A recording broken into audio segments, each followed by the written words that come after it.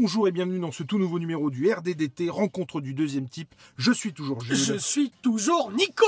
Et on est très heureux de vous accueillir à nouveau dans notre voiture, en mode confiné, en mode on respire, mais là, on aère, on brasse, les fenêtres sont ouvertes, on est dans un champ. Contrairement à d'habitude, où on est derrière une église. On se retrouve pour un titre, et pas des moindres, un comics. On commence par celui-là ? On commence par celui-ci. On commence par celui-ci. Et là, c'est la version c'est un petit peu spécial. C'est la version Batman Day. Montre à la caméra, mon pépère. Et nous sommes sur À la vie à la mort, Batman, de Tom King. Alors, attendez, on reprend nos marques, hein, du C'est coup. compliqué parce que, un peu, voilà. même si c'est notre ADN, la bagnole, on a quand même... Donc, Batman, c'est pendant le Batman Day, le collecteur 2018, que nous a été offert donc À la vie, à la mort de Tom King, Lee Wicks et Michael Lark. Et je tiens à passer une petite annonce parce que moi je me le suis pas procuré en 2018. Et si quelqu'un veut le lâcher à moindre coût, je suis preneur. Il était offert à l'achat. Alors il était offert. Il était disons qu'il était en sus et donné plutôt parce que offert, fallait quand même que tu achètes 2 albums. Mais quand on voit ce qui nous a été proposé, c'est plutôt un beau cadeau. C'est-à-dire que c'est un titre en plus noir et blanc. Alors, c'est donc effectivement un petit bouquin de 48 pages que vous pouvez retrouver dans le tome À la vie, à la mort, en couleur cette fois. Je crois qu'il existe en noir et blanc que dans cette version-là. Oui. C'est fort dommage d'ailleurs. C'est fort dommage d'ailleurs. Parce que si vous l'avez, vous pouvez me le donner ou me le vendre à moindre coût. Toutefois, dans le tome, j'ai envie de dire normal, en couleur, il y avait donc Batman à la vie, à la mort, c'est le titre du bazar, hein, donc vous pourrez le retrouver assez facilement. Et je crois qu'il y avait du Gotham Central avec. Il me semble aussi, ouais. Genre des annuals, de Gotham Central avec, franchement, si vous pouvez vous en passer, passez-vous-en. Je sais pas si c'est ça, c'est tout à fait correct. Mais en tout cas, non, franchement, si vous avez le moyen de choper ce... En plus, franchement, c'est tout cool. Pensez à moi. 48 pages donc. Normalement, c'est marqué, hein. Il ne peut être vendu. Mais donc, c'est du noir et blanc et c'est du... Est-ce que tu nous fais le pitch? Alors, toi, tu as lu Batman Rebirth ou pas? T'en es où? Je suis rendu au bimestriel, au dernier bimestriel. Donc, t'en es carrément plus loin que moi. Mais carrément. Par contre, je sais donc qu'il y a eu, ou pas d'ailleurs, mariage de Batman et Catwoman. Ne me regarde pas, je ne veux pas savoir. Mais du coup, je pense que c'est dans cette mouvance-là qu'a été fait cet album. Cet album, je pense effectivement qu'il a été fait par c'est Tom King, de toute façon, qui est sur Rebirth. Donc oui. Je pense surtout que cet album, il est... il n'est pas hors continuité. Mais je pense que c'est vous savez, on a la droite ligne et puis une petite bifurcation que Tom King il a voulu prendre avec À la vie, à la mort, et il est revenu après à son Batman Rebirth parce que on a quand même le gros de ce truc, c'est un flashback. Disons que c'est un hommage à tout ce qu'est la relation entre Batman et Catwoman, ou entre effectivement Selina Kyle et Bruce Wayne. Le design du costume d'ailleurs n'est pas censé rappeler le design du costume de Tim Sale. D'accord. Et du coup, j'étais forcément. Je sais pas en couleur de quelle couleur il est. Mais s'il est violet, c'est trop badass. Très curieux de ça. Il me semble que oui. Il me semble que oui. Mais du coup. D'ailleurs, dans le Batman Rebirth, le violet, alors son costume est noir à Catwoman, mais le violet est une couleur dominante quand elle apparaît. D'ailleurs, le violet rose, c'est très, très prégnant, vraiment dans. Et donc, on balaye un peu la vie de ces deux tourtereaux à la manière de ce qu'on a pu voir, notamment dans Conan et plus récemment dans Thor, où effectivement. On se concentre sur un point ou sur un thème, en l'occurrence là, l'amour de ces deux personnages, l'amour et la vie de ces deux personnages, et ce rapport amour-haine qu'on a au début de leur relation. Et donc, effectivement, en se concentrant là-dessus, on balaye toute une vie en fait. C'est un petit life story. En fait. C'est ça, en fait, on est dans ce que je disais en off tout à l'heure. C'est plus a love story. C'est clair, il y a eu une recrudescence entre guillemets scénaristique dans l'écriture des super-héros, d'un passage en revue de leur vie. Et en fait, il y a les scénaristes, on a l'impression, ou je sais pas si c'est les scénaristes ou les maisons d'édition, qui font un bilan de leur Ouais. super-héros Il y a de ça, phare. effectivement. Alors ici, on a Batman et Catwoman pour DC. On a vu ça avec Spider-Man dans Life Story. Et on a vu ça aussi pour Conan, effectivement, chez Marvel, de Mark Boudasra et Jason Aaron, si je ne me trompe pas, c'est ça. Et moi, je trouve que c'est excellent parce que ça humanise encore plus le super-héros. Le fait qu'on le voit vieillir, qu'il a... alors Batman encore plus, c'est moins prégnant parce que Batman, c'est pas vraiment un super-héros qui est doté de pouvoir, c'est un être humain, Batman. Alors que Spider-Man, par exemple, il a un pouvoir... qui normalement lui permettrait de pas forcément vieillir physiquement. Et je trouve que c'est hyper intelligent scénaristiquement de nous montrer ça, de nous donner à voir ça, parce que déjà on s'identifie encore plus facilement, je trouve, au personnage, et ça les rend encore plus humains. Et moi j'adore ce côté humanisé d'un être de papier, vraiment. Ouais, carrément, on y est. clair. Alors, c'est une lecture qui se fait vite, 48 pages, mais c'est aussi ça qui est cool, je veux dire. C'est un espèce de one-shot et de... Parce qu'on peut vraiment le lire n'importe... Il suffit de savoir que Batman et Catwoman sont... Voilà, ça mourrache un petit peu. Mais c'est vraiment quelque chose qui peut être pris hors continuité à lire comme ça. Tu vois, on parle très régulièrement de... Enfin, très régulièrement. On en parle assez souvent de ma sœur et des choses qu'elle pourrait ou pas ça pourrait lui plaire. Je pense vraiment qu'elle pourrait aimer, justement, parce que ça ne se concentre pas du tout sur l'aspect super-héroïque. C'est-à-dire qu'on pourrait... C'est plutôt l'inverse même. Ouais, et puis on pourrait mettre n'importe quel autre personnage à la place de Batman, Catwoman, de Bruce Wayne, c'est la gagne. On pourrait mettre n'importe quel autre personnage de la littérature, de la pop culture. On pourrait même se mettre nous-mêmes. C'est-à-dire que dans la relation qu'on... Non mais c'est vrai, dans la relation qu'on peut entretenir dans nos vies depuis qu'on est né, et le bilan qu'on peut en tirer quand on commence à vieillir, et on retourne, on regarde dans le rétro et on se dit qu'est-ce qu'on a fait, pourquoi on l'a fait, et on regrette rien en fait, parce que finalement c'est ce que nous dit ce comics. Au même titre que Spider-Man ou même la mort de Captain Marvel, où en fait on regrette rien. On va mourir, on le sait tous. C'est d'ailleurs ce qui nous distingue des animaux, cette conscience de la mort, qu'on est futile en fait sur Terre, on est juste un... Et c'est ça qui est génial parce que c'est un gimmick en fait dans la culture et dans la littérature. C'est-à-dire que c'est quelque chose qui revient très régulièrement, en fait, de se poser la question de savoir pourquoi on est là, qu'est-ce qu'on fait là, vu qu'on va mourir dans 40 piges, dans 30 piges, qu'à un moment tout peut s'arrêter du jour au lendemain. Et c'est ce qui se passe ici.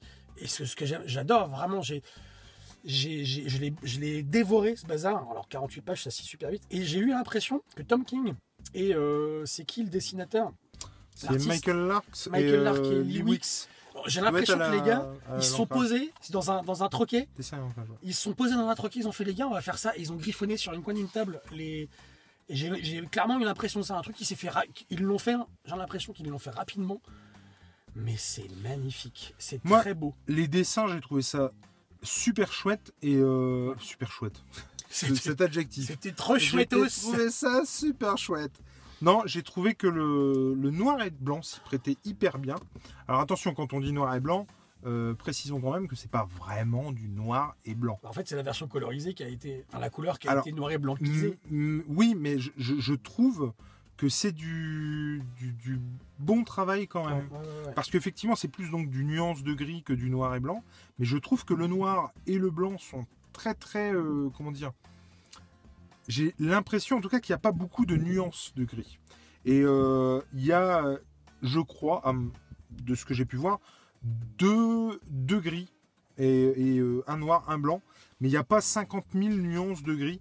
Et je trouve que c'est vraiment le noir et blanc, enfin, donc le pseudo noir et blanc, est vraiment très très cool dans ce titre, ce qui n'est pas toujours le cas. C'est vrai. Ce qui n'est pas toujours le cas. Et là, franchement, ça le fait. Et je trouve même que justement le gris, dans la mesure où on est vraiment dans des ambiances, tu vois, Catwoman voleuse, insigneuse, d'ombre qui s'enlace. Enfin, le gris est vraiment plus que nécessaire dans ce titre.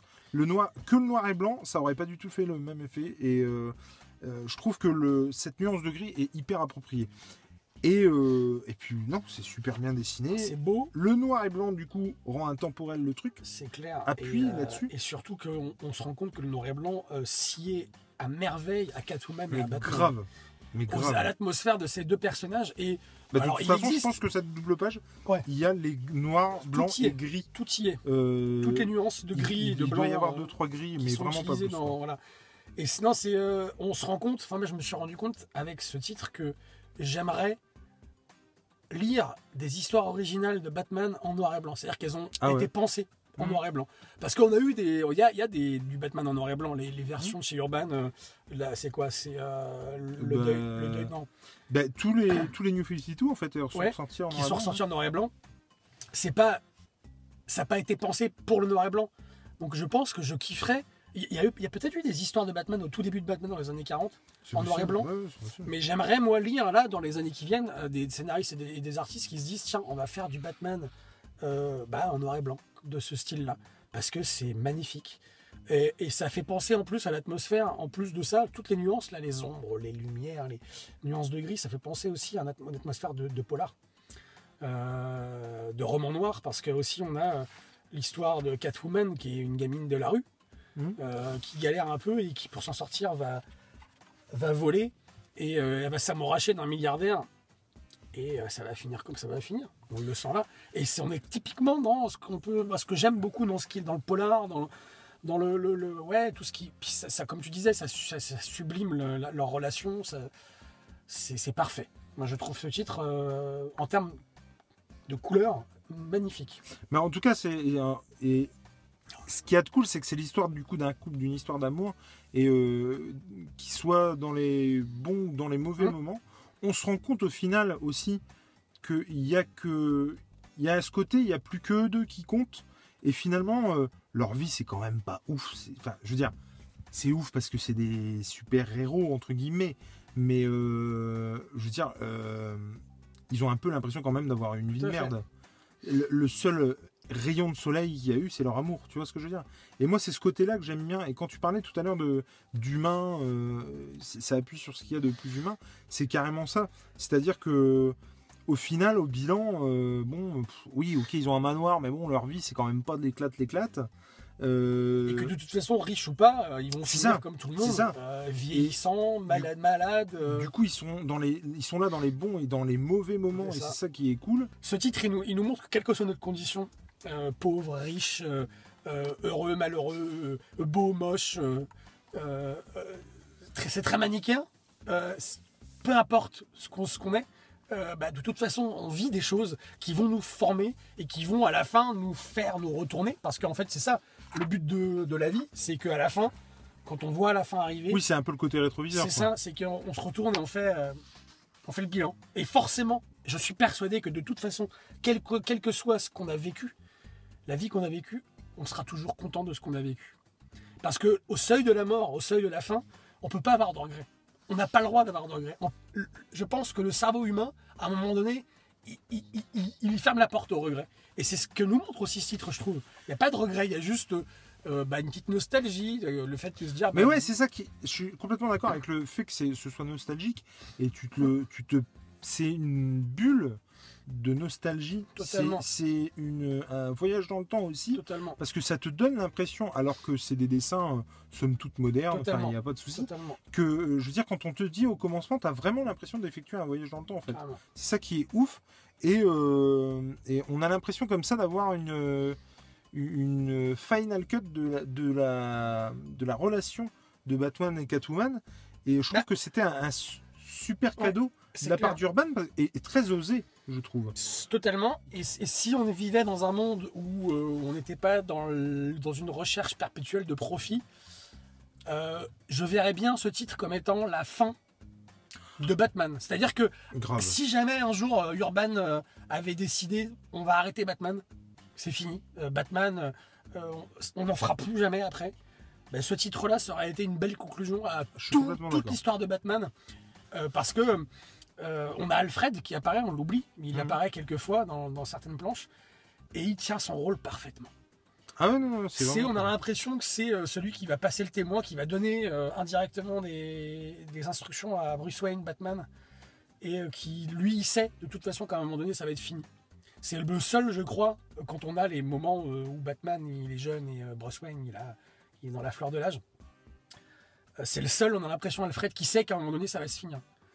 Et qui le met toujours en garde. Et ça aurait été une parfaite conclusion à un Batman et qu'après c'est fini, plus de Batman. Et alors que Bruce Wayne, lui, c'est un peu l'inverse. C'est-à-dire que quand il s'en rend compte, en fait, il est trop tard. Il est trop tard. C'est-à-dire qu'il se rend compte qu'il peut plus physiquement. Totalement. Quand il peut plus physiquement. Il se dit pas une seule seconde que ça va plus être possible. Quoi. Alors qu'Alfred, il n'a pas arrêté de lui dire, dans ce titre-là, et puis dans la carrière de Batman, il n'a pas arrêté de lui dire, Monsieur Bruce. En tout cas, on a dit qu'on essayait de faire court. C'est 48 pages, c'est mortel. C'est mortel. C'est extraordinaire comme titre, vraiment. Ça fait... ça paye pas de mine, hein, parce que puis il n'y a pas eu énormément de pubs faites autour de ce titre quand il est sorti en couleur. Forcément, dans la mesure où c'était un tirage limité, puisque c'est un tirage limité, je ne sais plus à combien d'exemplaires.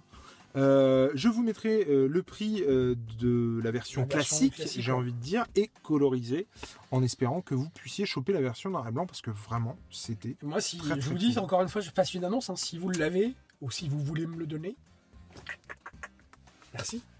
Merci à tous, gros bisous, que ce soit du Batman en noir et blanc, ou du Gotham Central en couleur.